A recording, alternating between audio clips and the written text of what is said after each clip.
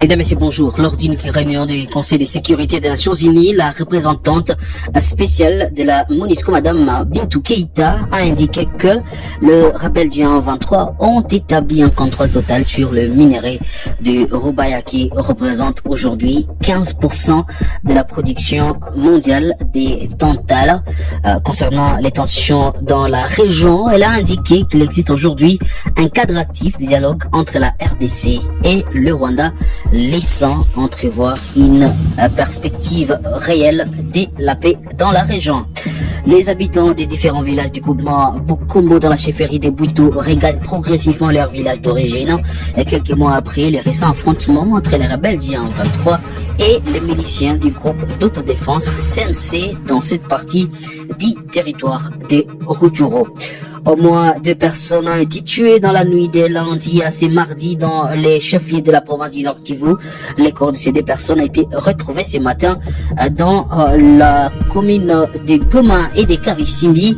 La première victime est un homme, probablement un motard, retrouvé dans les quartiers Mugunga. Les forces armées de la République démocratique du Congo et les forces de défense du peuple ougandais UPDF se réunissent en Ouganda depuis lundi pour évaluer les opérations conjointes visant à traquer les terroristes de l'ADF. Vous suivrez donc plus de détails dans l'actualité du jour. Lucien Miganda, un jeune entrepreneur à découvrir aujourd'hui dans l'actualité du jour, comme tout le mardi.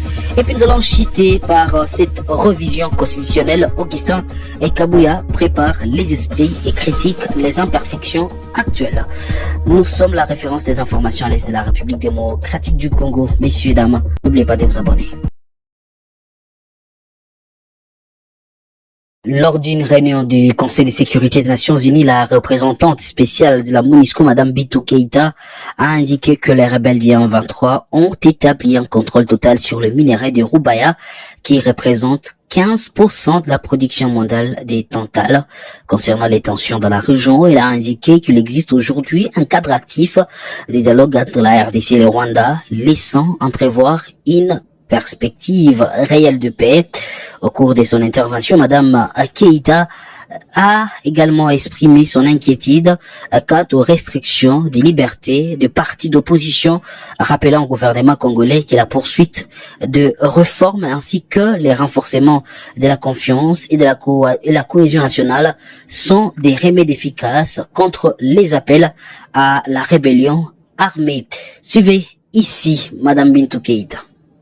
Au Nord Kivu, la consolidation du contrôle administratif du M23 sur les territoires de Massissi et de Rutshuru dans le Nord Kivu leur a permis d'établir leur contrôle absolu sur la production de coltan. Le commerce depuis la zone de Roubaïa, dont on estime qu'il fournit près de 15% de la production de tantale mondiale, génère, estime-t-on, $300 000 de revenus par mois pour les groupes armés. Cela est profondément préoccupant et doit cesser. Le blanchiment criminel des ressources naturelles de la RDC, trafiquées vers l'extérieur du pays, renforce les groupes armés, permettant de faire perdurer l'exploitation des populations civiles, dont un certain nombre sont réduites de facto en esclavage. Cela porte atteinte aux efforts d'établissement de la paix. À moins que des sanctions internationales ne soient imposées à ceux qui bénéficient de ce commerce criminel, la paix continuera à nous échapper et les civils continueront à souffrir. En même temps, des efforts visant à améliorer la gouvernance des ressources naturelles et leur exploitation, en développant la transparence et la traçabilité de la production minérale, sont essentiels pour progresser dans la stabilisation de l'Est de la RDC. J'encourage le gouvernement à investir dans la transformation locale de produits minéraux. Les habitants des différents villages du groupement Bukombo dans la chefferie de Bouito regagnent progressivement leur village d'origine quelques mois après le récent affrontement entre le 1-23 et le milicien du groupe d'autodéfense CMC dans cette partie du territoire de Rutshuru. Nous sommes dans la province du Nord Kivu. Selon Kingston Chukuru, président de la société civile dans la zone, des mouvements de retour des habitants sont signalés depuis quelques jours dans les villages comme Bukombo Centre et ailleurs grâce à la calmie observée.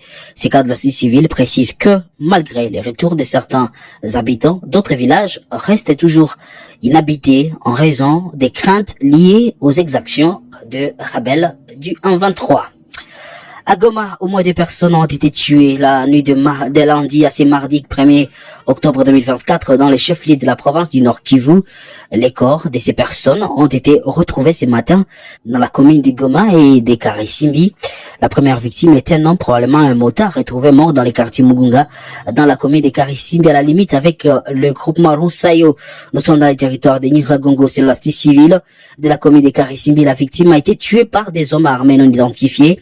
La seconde victime est encore sans vie, retrouvée au port de Goma.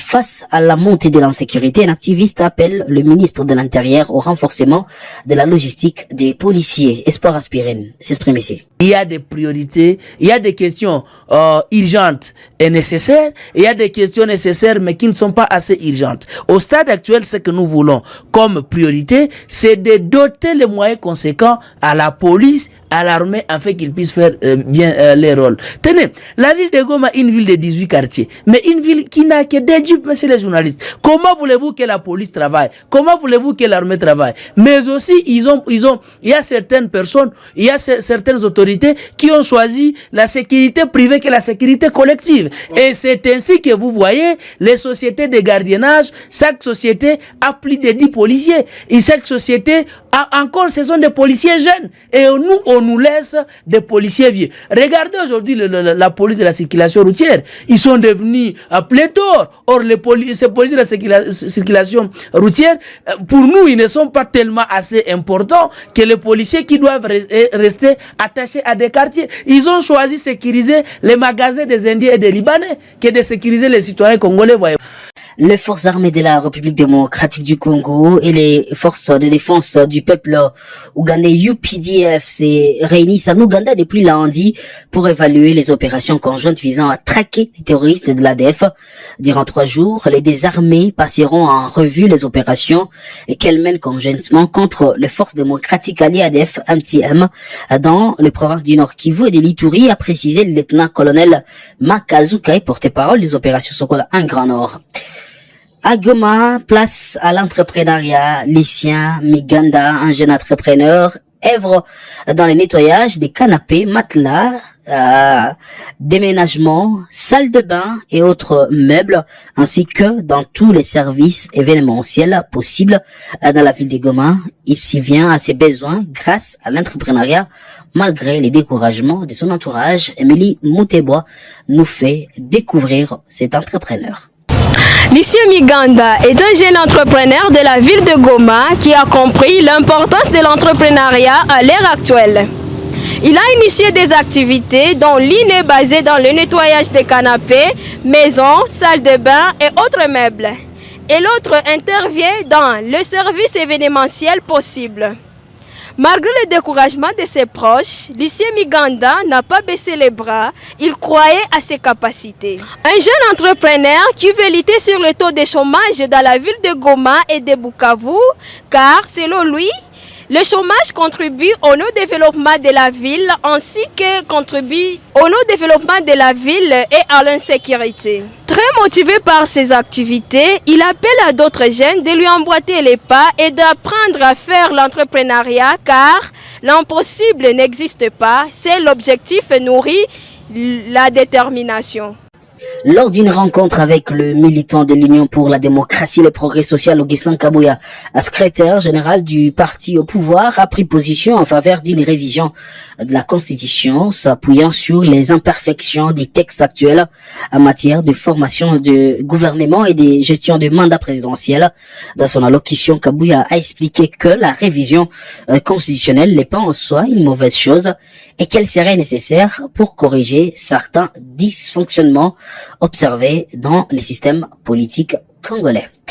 Pour finir, la star du basketball dans les championnats américains. Dikembe Mutombo est décédé ce lundi 30 septembre 2024 à l'âge de 58 ans. C'est pivot emblématique du membre du Hall of Fame et ambassadeur du sport est mort d'un cancer du cerveau, a annoncé la NBA. Selon les sites ESPN, la famille de Mutombo avait révélé qu'il y a des ans qu'il suivait un traitement à Atlanta pour une tumeur cérébrale. La NBA a annoncé qu'il est décédé entouré de sa famille. Dikembe Mutombo, qui occupe la deuxième place de tous les temps avec 3289 tirs bloqués, est devenu célèbre pour son geste ludique de l'index droit. Après, c'est contre un geste qu'il a rendu public, qu'il a rendu populaire, même après ses 18 saisons en saison des NBA. Nous sommes donc aux États-Unis. Mesdames et messieurs, ça sera tout pour l'actualité du jour.